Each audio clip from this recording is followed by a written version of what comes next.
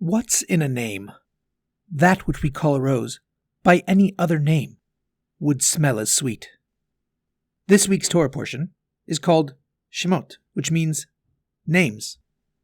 And it begins with the opening verse, "These are the names of the children of Israel who came to Egypt."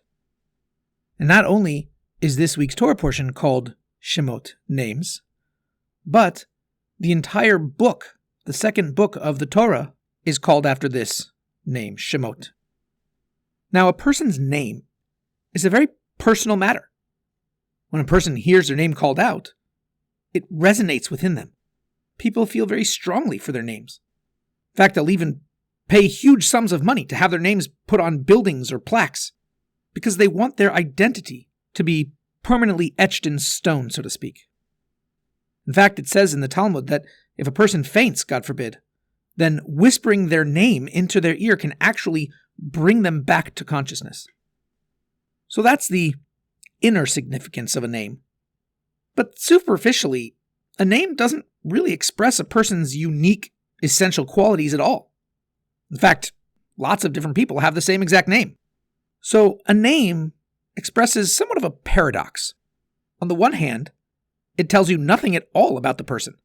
And yet, if you probe deeper, it represents a person's uniqueness.